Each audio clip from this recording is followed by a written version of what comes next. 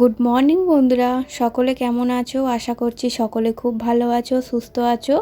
আমার নতুন আরেকটি ব্লগে তোমাদেরকে জানাই অনেক অনেক স্বাগত আর অনেক অনেক ভালোবাসা। এখন অনেকটা বেলা হয়ে গেছে, 8:30টার মতো বাজে। এখন থেকে তোমাদেরকে সাথে নিয়ে ব্লগটা শুরু করছি। আশা করছি ব্লগটা তোমাদের ভালো লাগবে।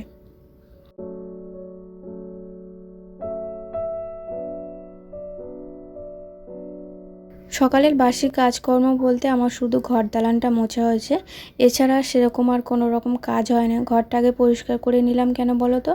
বাসি ঘরে তো আর পুজো দেওয়া যাবে না, তো হাজব্যান্ড আজকে পুজো করে কাজে যাবে, তাই জন্য ঘরটাকে পরিষ্কার করে মুছে দিয়েছি। দিয়ে আর এই যে বাসি নাইটিটা ছিল সেটা এখন ধুয়ে দেব।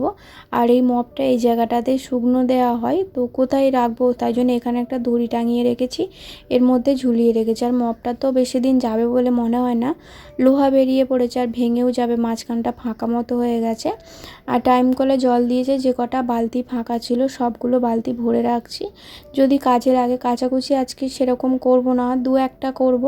ওই মেয়ের স্কুল ড্রেসটা শুধু কাচবো, আর যাবতীয় যা কাচাকুচি করব রবিবার। আজকে আর কিছু জিনিসে হাত দিচ্ছি না। আর রবিবার না অনেক কাচাকুচি আছে, মানে সকাল থেকে কাচাকুচি করতে আরম্ভ করলে আমার কাচাকুচি শেষ হবে না।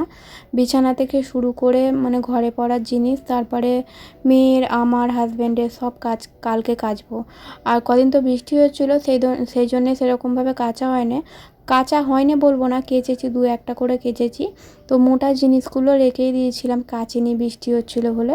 আর শনিবার থেকে, আজকে তো শনিবার থেকে দেখছি ভালোই রোদ্দুর হচ্ছে, মানে আজকে সারাদিন আর বৃষ্টি হয়নি। শুক্রবার বৃষ্টি হয়েছিল, আর গাছগুলো সেই জন্য কতদিন জল দিইনি, মানে মেঘলা মেঘলা ছিল বলে না কতদিন জল দেওয়া হয়নি। তো আজকে একটু রোদ্দুর বেরিয়েছে বলে তাই জন্য গাছগুলো একটু জল দিয়ে দিচ্ছি। আর গাছগুলো না খুব সুন্দর হচ্ছে বৃষ্টির জলে, তারপরে দুদিন ছাড়াই জল দিচ্ছি, তাই জন্য গাছগুলো খুব সুন্দর হয়েছে। আর ডালগুলোও খুব সুন্দর মিলেছে।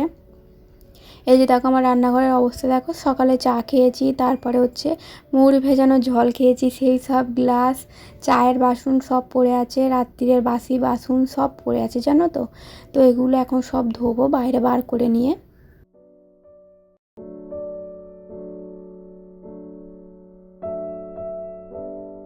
যতটুকুই কাজ করি না কেন ভালোভাবে পরিষ্কার করে করার চেষ্টা করি, সংসারটাকে খুব ভালোবাসি, তাই জন্য সমস্ত কাজ গুছিয়ে পরিপাট করে করার চেষ্টা করি।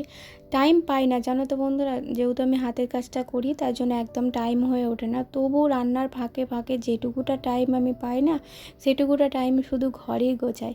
আর ঘরের জিনিসপত্র একটু এলোমেলো হয়ে গেলে একদম ভালো লাগে না। সব সময় মানে রান্না করতে করতে রান্নাঘরটা গোছাই, মানে যে কোনো জিনিস আর কি কৌটো এলোমেলো হয়ে আছে, তো তখন কি করি, রান্না করতে করতে গুছিয়ে নিই। সব সময় পরিপাট করে গুছিয়ে রাখতে ভালোবাসি, দেখতেও বেশ সুন্দর লাগে। আর এই গাছটা যখন নিয়ে এসেছিলাম স্পাইডার প্ল্যান্ট, তো সেই তখনের যে পাতাগুলো ছিল না, সেই পাতাগুলো এখন শুকনো হয়ে গেছে, হলুদ হয়ে গেছে। হাজব্যান্ড কালকে বলছে যে গাছটা কি নষ্ট হয়ে যাচ্ছে নাকি, গাছের পাতাগুলো সব হলুদ হয়ে গেছে। আর দেখতেও ভালো লাগছে না, অনেক দিন কাঁচি দিয়ে কাটা হয় না, তাই আজকে পাকা পাতাগুলো মানে হলুদ পাতাগুলো সব কেটে দিচ্ছি।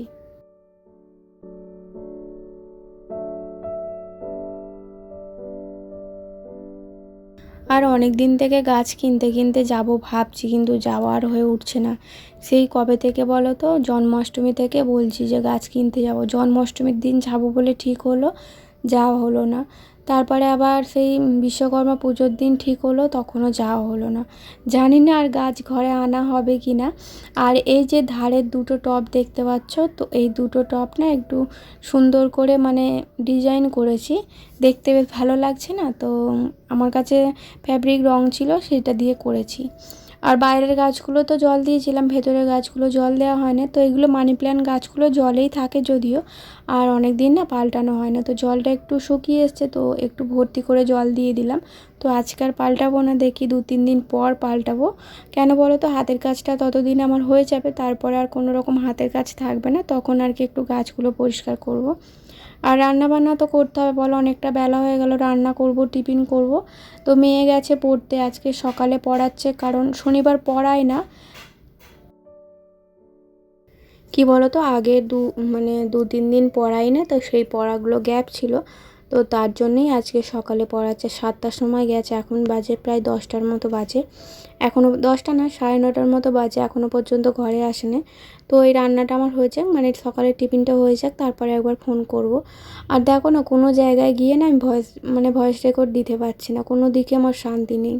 দুপুরবেলা ভাবি যে দুপুরবেলা সবাই ঘুমোয় তো ঘরটা একটু ঠান্ডা থাকে, মানে আশেপাশটা একটু ঠান্ডা থাকে, চিৎকার চেঁচামেচি কম হয়, তাই জন্য দুপুরবেলাটা একটু ভয়েস দিতে বসি।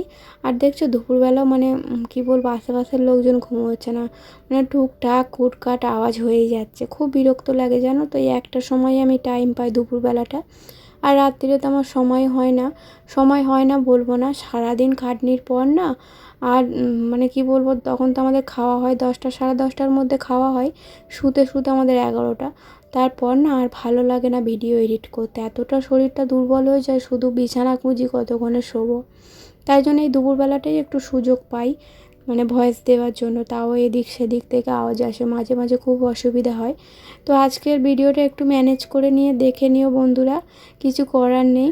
তো এইদিকে তোমাদের সঙ্গে গল্প করতে করতে আমার আলু ভাজাটা হয়ে গেছে। আজকে টিফিনে পরোটা করবো আর একটু আলু ভাজলাম। তো মেয়ে তো মুড়ি খেতে চায় না একদম, তবু একটু তরকারি থাকলে, অনেক জোর জবরদস্তি করলে একটু মুড়ি খাই। যেহেতু আমার ময়দা মাখা আছে তাই জন্য আর মুড়ি খাওয়ার ঝামেলা করলাম না। তো 4টের মতো ছিল ময়দা মাখা, তো ওটা দিয়ে আমাদের সকালের টিফিনটা হয়ে যাবে। আর আজকে রান্না করব, আজকে যেহেতু শনিবার, সব মানে নিরামিষ রান্নাবান্না করব। তো টিফিনটা দিকে করে নিয়ে রান্না বসিয়ে দেব। আর আজকে মেয়ে বলেছে যে খিচুড়ি করতে, গোবিন্দভোগ চালের খিচুড়ি করব, আর হচ্ছে গোল গোল করে আলু ভাজবো। এখন আলু ভাজলাম, ওটা হচ্ছে পরোটা দিয়ে খাওয়ার জন্য, আর দুপুরের জন্য গোল গোল করে আলু ভাজবো। আর কিছু বানাবো না, কারণ আর সবজিপাতি নেই কিছু সেরকম বানানোর জন্যে।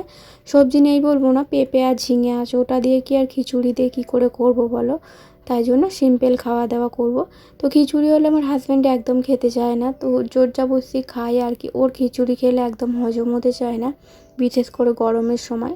যদি বৃষ্টি হয় কিংবা শীতকালে তখন করলে কোনো রকম বলে না যে করতে হবে না, এই গরমকালেই একটু সমস্যা হয়, ওর খাবার হজম হতে চায় না।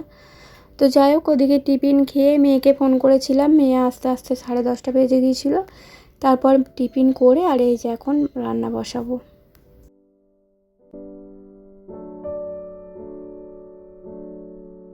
রান্নাটা না অনেক সকালে হয়ে যেত, কি বলো তো বন্ধুরা।